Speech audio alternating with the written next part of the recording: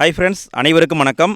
Friends, நம்ம இன்றைக்கி March 19ஆம் தேதிக்கான நடப்பு நிகழ்வை பார்க்க போகிறோம். இன்றைய நடப்பு நிகழ்வை நம்ம கூட ஷேர் பண்ண நம்முடைய ஃப்ரெண்டு சக்தி வந்திருக்காரு.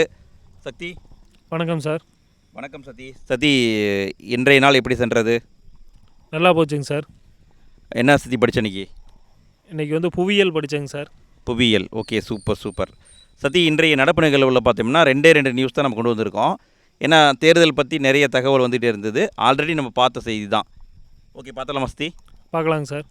ஓகே சக்தி, இன்றைக்கி ஃபஸ்ட்டு நியூஸாக என்ன போட்டிருந்தாங்கன்னா, இந்தியாவில் மேலும் 2 யுரேனியம் சுரங்கங்கள் திறக்கப்பட உள்ளன அப்படின்னு போட்டிருந்தாங்க. எங்கெங்கே அப்படின்னு தெரியுமா சக்தி? தெரியுங்க சார். சக்தி சொல்லு பார்க்கலாம். சார், ராஜஸ்தான் மாநிலத்தில் இருக்கிற சிகர் மாவட்டம்ங்க சார். ஓகே. அடுத்தது சத்தீஸ்கர் மாநிலத்தில் இருக்கிற ஜஜ்வால் மாவட்டங்க சார். ஓகே, அப்போ 2 இடத்துல வந்து நாங்கள் திறக்க போகிறோம்னு சொல்லியிருக்காங்க. ஒன்று ராஜஸ்தானில் இருக்குது, இன்னொன்று வந்து சத்தீஸ்கரில் இருக்குது. ஆல்ரெடி பார்த்தோம்னா இந்தியாவில் மேலும் 2 இடங்கள் இருக்குது. ஒன்று பார்த்தோம்னா ஆந்திரா, இன்னொன்று வந்து ஜார்க்கண்டில் இருக்குது. இதை எதை மீன் பண்ணி திறக்கிறாங்க அப்படின்னா, வளர்ச்சி அடைந்த பாரதம் அப்படிங்கிற இலக்கு. இந்த இலக்கு வந்து கேட்கலாம் சக்தி, இந்த இலக்கு எந்த ஆண்டுன்னா 2047க்குள்ளே வளர்ச்சி அடைந்த பாரதம் அப்படிங்கிற இலக்கு வச்சுருக்காங்க. இந்த இலக்கை கேட்கலாம். ஓகே சக்தி, அப்போ இங்கேருந்து கேள்வி வந்தால் எப்படி வர வாய்ப்பு இருக்குன்னா, இந்த யுரேனியம் எங்கே வந்து அந்த ஆலையை திறக்க போகிறாங்க அப்படின்னு கேட்கலாம். இல்லைன்னா வந்து ஸ்கூல் புக்கில் இது சம்மந்தமான தகவல் இருக்குது, அதையும் கேட்கலாம். நான் அதையும் கொண்டு வந்திருக்கேன். இது எங்கே இருக்குன்னா 9ஆம் வகுப்பு புத்தகத்தில் இருக்குது, அறிவியல் புத்தகத்தில் இருக்குது. நீ படிச்சிருப்பேன்னு நினைக்கிறேன் சக்தி. படிச்சிருக்கியா? படிச்சிருக்கிறேங்க சார். ஓகே, பார்த்துடலாம் சக்தி. சக்தி, இந்த யுரேனியம் அப்படிங்கிற தனிமம் யாரால் கண்டுபிடிக்கப்பட்டதுன்னா, ஹென்ரி பெக்கோரல் அப்படிங்கிறவரால் கண்டுபிடிக்கப்பட்டிருக்கு. 1896 கண்டுபிடிச்சார். இந்த கதிரியக்க தனிமத்தை பொறுத்த வரைக்கும் இதுவரைக்கும் பார்த்தோம்னா 29 கதிரியக்க தனிமங்களை கண்டுபிடிச்சிருக்காங்க. எத்தனை இருக்குது? 29ங்க சார். 29 தனிமம் தான் கதிரியக்க தனிமம் அப்படின்னு கண்டுபிடிச்சிருக்காங்க. சரி, நான் ஒரு கேள்வியை கேட்குறேன் சக்தி. பூமியில் இருக்கிற மொத்த தனிமங்கள் எத்தனை? மறந்துருச்சுங்க சார். ஓகே, பூமியில் இருக்கிற தனிமங்கள் மொத்தம் எத்தனை? அதில் இயற்கையாக கிடைக்கிறது எத்தனை? செயற்கையாக தயாரிக்கப்படுறது எத்தனை? இது தெரிஞ்சால் கமெண்ட்டில் பதிவு பண்ணுங்கள். சக்தி, நீயும் கமெண்ட்டில் பதிவு பண்ணுறேங்க சார். ஓகே, 29 தனிமங்கள் கதிரியக்க தனிமம் பார்த்துட்டோமா? இந்த கதிரியக்க தனிமங்கள் பொதுவாக எப்படி இருக்கும்னு பார்த்தோம்னா, ஒன்று அருமண் உலோகமாக இருக்குது, இல்லைன்னா இடைநிலை உலோகமாக இருக்குது. இந்த 2 டைப்பான உலோகமாக தான் இருக்குது. அதில் குறிப்பாக பார்க்கும்போது அணு எண் 82, இந்த 82 விட அதிகமாக இருக்கிற தனிமங்கள் தான் இயற்கையிலேயே கதிரியக்கத்தை வெளியிடு சக்தி.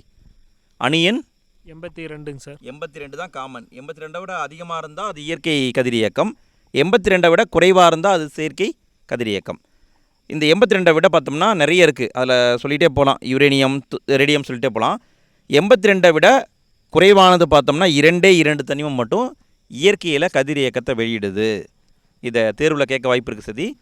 ஒன்று டெக்னீட்டியம் அணு எண் 43, இன்னொன்று புரோமித்தியம் 61. இந்த 2 மட்டும் தான் இயற்கை கதிரியக்கமாக இருக்குது. அடுத்து தேர்வில் எதிர்பார்க்கக்கூடிய மிக முக்கியமான பகுதின்னு பார்த்தோம்னா சதி, இந்த கதிரியக்கத்துடைய பயன்கள். எந்த கதிரியக்கம் எதுக்கு பயன்படுது அப்படின்னு கேட்பாங்க. இதை மனப்பாடம் பண்ணிடு சக்தி. பண்ணிடலாங்க சார். ஓகே, நான் ஒவ்வொன்றா சொல்கிறேன், நீ அப்படியே எதுக்கு பயன்படுதுன்னு சொல்லணும். ஓகேவா சக்தி? சோடியம் 24, எண்ணிய 24ன்னு சொல்லுவாங்க. இது எதுக்கு பயன்படுது? இதயம் வந்து சீராக செயல்படுறதுக்குங்க சார். இதயம் வந்து சீராக செயல்படுறதுக்காக, கரெக்டாக இயங்குதா அப்படிங்கிறத கண்டுபிடிக்கிறதுக்காகவும் சரி பண்ணவும் பயன்படுது. ஓகே, அயோடின் 131 சார், அதுதான் நம்ம தைராய்டு வருது இல்லைங்க சார். ஓகே, முன்கழுத்து கழலை நோயின்னு சொல்லுவாங்க சார். Okay, super super. அதை சரி பண்ண தான் இதை வந்து பயன்படுத்துகிறாங்க. இரும்பு 59, இது எதுக்கு பயன்படுது சக்தி? சார், பெண்களுக்கெல்லாம் ரத்த சோகை வருது இல்லைங்க சார். ஓகே, அது வந்து குணப்படுத்துறதுங்க சார். ஓகே, இரும்பு 59 என்பது இரத்தச்சோகை நோயை குணப்படுத்துறதுக்காக பயன்படுது. பாஸ்பரஸ் 32 சக்தி? சார், தோல் சம்மந்தமாக வர நோய்க்குங்க சார். தோல் சம்மந்தமான நோய்க்கு வந்து பயன்படுது. கோபால்ட் 60 மற்றும் தங்கம் 198, இந்த 2மே பயன்படுது. இது எதுக்கு பயன்படுது? சார், கேன்சருக்குங்க சார். அதாவது தோல் புற்றுநோய், அதை கண்டுபிடிக்கவும் குணப்படுத்தவும் பயன்படுது. பாஸ்பரஸ் 32, இது சக்தி? வேளாண்மை செய்கிறோம் இல்லைங்க சார் நம்ம. ஆமாம், அதுக்கு அந்த உர உற்பத்தியில் வந்து பாஸ்பரஸ் வந்து யூஸ் ஆகுதுங்க சார். Super super. அதாவது பயிர் உற்பத்திக்காகவும் பயன்படுத்துகிறாங்க, உரமாக பயன்படுத்துகிறாங்க பொதுவாக. கலிஃபோர்னியம் 252, அதாவது CF 252, இது சக்தி? சார், நம்ம மெட்டல் டிடெக்டருக்கான வச்சுருக்கிறோம் இல்லைங்க சார். ஓகே, இப்போ ஒரு ஏர்போர்ட்டு, ரயில்வே ஸ்டேஷன்லாக்கான யூஸ் பண்ணுறாங்க இல்லைங்க சார். வெடிபொருள் ஏதோ ஒன்று இருக்குதான்னு, அந்த டிடெக்டிவில் வந்து இதை நம்ம கலிஃபோர்னியம் வந்து யூஸ் பண்ணுறாங்க சார். சூப்பர் சூப்பர் சக்தி. அதாவது வெடிபொருள் இருக்கா அப்படிங்கிறத கண்டுபிடிக்க அதை வந்து பயன்படுத்துகிறாங்க. அமர்சியம் 241, இது சார் புகையை அறியறதுக்குங்க சார். புகையை, அதாவது புகை எந்த அளவுக்கு வருது அப்படிங்கிறத ஸ்மோக் பண்ணுறதுக்காக பயன்படுத்துகிறாங்க. சத்தி இதை முடிஞ்ச அளவுக்கு மனப்பாடம் பண்ணிடணும் சத்தி. ஃப்ரெண்ட்ஸ், இதில் வந்து ஏதாவது ஷார்ட்கட் உங்களுக்கு தெரிஞ்சதுன்னா அதையும் கமெண்ட்டில் பதிவு பண்ணுங்கள். இதெல்லாம் வந்து ஞாபகம் வச்சுக்கிறது ரொம்ப கஷ்டம் தான். ஷார்ட்கட்டோடு படிச்சிங்கன்னா இன்னும் கொஞ்சம் பெட்டராக இருக்கும். சரி, ஓகே, அடுத்த நியூஸ் பார்க்கலாமா சத்தி? பார்க்கலாங்க சார். அடுத்த செய்தி என்னென்னா, 50க்கும் மேற்பட்ட மாநிலங்களவை உறுப்பினர்கள் ஓய்வு பெற்றனர் அப்படின்னு போட்டிருக்காங்க.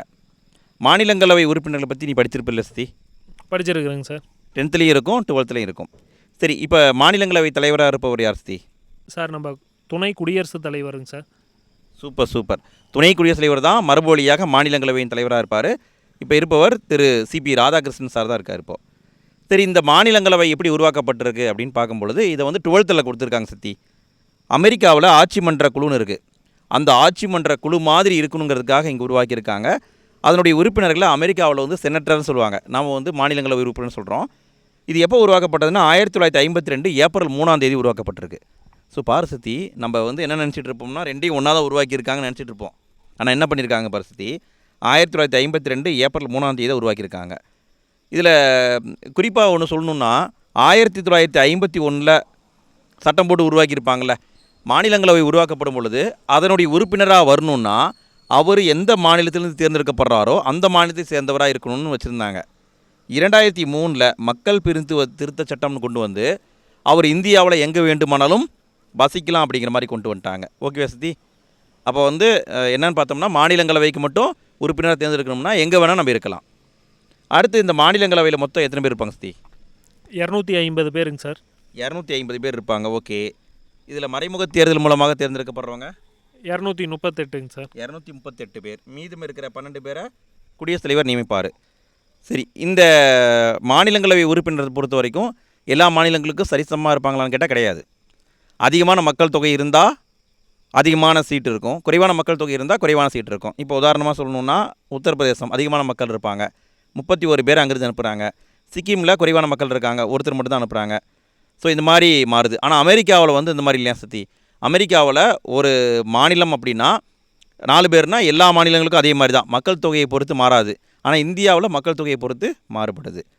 அடுத்து இதை எப்படி வச்சுருக்காங்கன்னா, உறுப்பினர் நிர்ணயத்தை வந்து 4வது பட்டியலில் வச்சுருக்காங்க. அதை பார்த்து தான் இவங்க நிர்ணயம் பண்ணுறாங்க. அடுத்து இதுக்கான நிபந்தனை வந்து இருக்குது சத்தி. சத்தி, மாநிலங்களவை உறுப்பினர் ஆகணும்னா வயது என்ன சத்தி? 30ங்க சார். மக்களவை உறுப்பினர் ஆகணும்னா 25ங்க சார். சத்தி, சட்டமன்றம்னா சத்தி? சார் 25ங்க சார். சட்டமன்ற மேலவைனா 30ங்க சார். ஓகே. குடியரசு துணைத் தலைவர்னா சார் 35ங்க சார். 35. குடியரசு தலைவர்னா சார் அவருக்கு அதே 35 தாங்க. 35. ஆளுநர்? ஆளுநருக்கு வந்து 35ங்க சார். ஆளுநருக்கு 35. பிரதமர் ஆகணும்னா சார் அவருக்கும் அதே 35 தாங்க. 25 தான். வயதை வந்து கண்டிப்பாக பார்த்து வச்சுக்கணும் சத்தி. அப்போ மாநிலங்களவைனா 30 வயது நிறைவடைந்திருக்க வேண்டும். 30 வயது நடந்துக்கிட்டு இருந்தால் நம்மளை அலோவ் பண்ணுவாங்களா? 30 வயசு நடந்துக்கிட்டு இருக்கு இப்போ, எனக்கு அலோவ் பண்ணுவாங்களா? பண்ணுவாங்க சார். தப்பு. 30 வயது நிறைவடைந்திருக்க வேண்டும். அப்போ 31 ஸ்டார்ட் ஆகிருந்தால் தான் உறுப்பினராக மாற முடியும். ஓகே. அடுத்து பதவி காலம்னா 6 ஆண்டுகள் சத்தி. மக்களவைனா 5 ஆண்டு, மாநிலங்களவைனா 6 ஆண்டு. தமிழ்நாட்டை பொறுத்த வரைக்கும் மாநிலங்களவைக்கு 18 பேர் அனுப்புகிறோம், மக்களவைக்கு 39 பேர் அனுப்புகிறோம். அடுத்து இந்த மாநிலங்களவைக்குன்னு சிறப்பான அதிகாரங்கள் இருக்குது சத்தி. 2 முக்கியமான ஆர்டிக்கலை வந்து 12th புக்கில் கொடுத்துருக்காங்க. அது என்னென்னு பார்த்துடலாமா? 241 சட்டப்பிரிவின்படி மாநில பட்டியலில் குறிப்பிடப்பட்டிருக்கும் அதிகாரங்களில் நாடாளுமன்றம் சட்டம் இயற்றலாம். சரி, மாநில பட்டியலில் நாடாளுமன்றம் சட்டம் இயற்றலாமா? ஏற்றலாங்க சார். அதாவது இந்த ஆர்டிக்கல் படி பர்மிஷன் கொடுத்தா தான் இயற்ற முடியும், இல்லைன்னா இயற்ற முடியாது. மாநில பட்டியல்னா மாநிலம் இயற்றலாம், பொதுப்பட்டியல்னா 2 பேரும் இயற்றலாம், மத்திய பட்டியலில் மத்திய நிதி இயற்றலாம். அப்போ மாநில பட்டியல்லையும் நீங்கள் சட்டம் போட்டுக்கலாம் அப்படிங்கிறதுக்கு மாநிலங்களவை பர்மிஷன் கொடுக்கணும். இந்த சட்டப்பிரிவின்படி பர்மிஷன் கொடுப்பாங்க. அடுத்து சட்டப்பிரிவு 312 படி மத்திய அரசுக்கும் மாநில அரசுக்கும் பொதுவான தேர்வாணையத்தை உருவாக்கலாம். ஓகே வசதி. சரி சத்தி, இந்த தேர்வாணையம் அப்படின்னு பார்க்கும்போது தேர்வாணையத்தை ஃபஸ்ட்டு இந்தியாவில் உருவாக்குனது வந்து நீதி கட்சி தான். எப்போ உருவாக்கணும்னு ஏதாவது ஞாபகம் இருக்கா? சார் கமெண்டில் போட்டு விட்றேங்க சார். கமெண்டில் போட்டு விட்றேன். ஓகே. இதை பேஸ் பண்ணி மத்திய ஆங்கில அரசும் கொண்டு வந்திருப்பாங்க. அது என்னங்கிறத மறக்காமல் கமெண்ட்டில் பதிவு பண்ணி சத்தி. சரி சத்தி, இன்றைய நடப்பு நிகழ்வு வீடியோ எப்படி இருந்தது? நல்லா இருந்துச்சுங்க சார். ஓகே. இதே மாதிரி உங்களுக்கும் வீடியோ பிடிச்சிருந்தால் லைக் போடுங்க ஃப்ரெண்ட்ஸ். வீடியோ பற்றிய ஃபீட்பேக்கை கமெண்ட்டில் பதிவு பண்ணுங்கள். நாளைக்கு வீடியோவில் நம்ம மீண்டும் சந்திப்போம். அனைவருக்கும் இனிய இரவு வணக்கம். சத்தி வணக்கம் சார். ஓகே நண்பா, அடுத்த வீடியோ சந்திக்கலாம். தேங்க்யூ.